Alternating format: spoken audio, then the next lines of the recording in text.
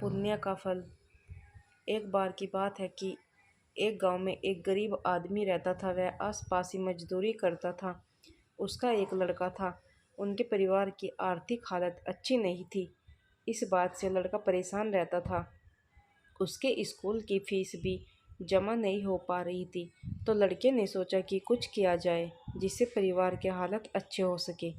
लड़के के मन में एक विचार आया कि रोजमर्रा की कुछ जरूरी चीज़ों को वह आसपास के गांव में घर घर जाकर बेचेगा। लड़का स्कूल से आने के बाद रोज घर घर जाकर सामान बेचता, जिससे वह अपने स्कूल की फीस जमा करता और जो पैसे बचते उनसे वह अपने परिवार की ज़रूरतों को पूरा करता। एक दिन वह लड़का किसी गांव में सामान बेचने गया। गर्मियों के दिन थे, उसे भूख भी लगी थी। लड़के ने सोचा कि अब की बार अगर कोई सामान खरीदेगा तो उससे मैं पैसों की जगह खाने के लिए कुछ रोटी मांग लूँगा। एक घर के दरवाजे पर गया। उस घर में से एक लड़की निकलकर आई। लड़का उस लड़की को देखकर चौंक गया। लड़की ने सोचा कोई परेशान है, वह कुछ मांगने के लिए आया है। लड़की समझ गई कि इसे भूख भी लगी है।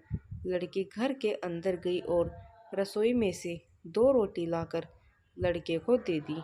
लड़के ने रोटी खाई, पानी पिया और लड़की से बोला कि मेरे पास कुछ सामान है, इन्हें तुम ले लो, ये तुम्हारे घर में काम आ जाएंगे। लड़की ने मना कर दिया और कहा कि इन्हें तुम किसी और ज़रूरतमंदों को बेच देना।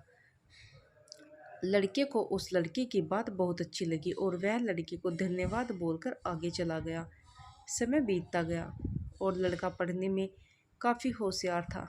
लड़के ने डॉक्टरी की पढ़ाई की और वह डॉक्टर बन गया। वह एक अस्पताल में मरीजों का इलाज करता था। एक दिन एक लड़की की दुर्घटना का केस आया। लड़की को इमरजेंसी में भर्ती कराया गया। उसके इलाज के लिए उसी लड़के को भेजा गया। लड़के ने लड़की को देखा तो वह समझ गया कि ये तो वही लड़की है जिसने मुझे रोटी खिलाई थी। लड़की की हालत काफ़ी नाजुक थी। लड़के ने तुरंत शहर के बड़े डॉक्टर को बुलाया और कहा कि जितना भी पैसा लगेगा मैं दूंगा, बस ये लड़की ठीक होनी चाहिए। लड़की का इलाज हुआ और वह ठीक हो गई। उधर वह लड़की यह सोच रही थी कि मैं ठीक तो हो गई, लेकिन अस्पताल का खर्चा कहाँ से देगी। लड़की का डिस्चार्ज का समय आया और उसे एक दवाई व फरेज के लिए एक एक कागज़ पर परहेज के निर्देश दिए थे। इनके साथ एक कागज़ और भी था कि आपको 1 भी रुपये देने की ज़रूरत नहीं है, क्योंकि आपने इससे भी ज़्यादा 2 रोटी के रूप में पहले ही भुगतान कर दिया था।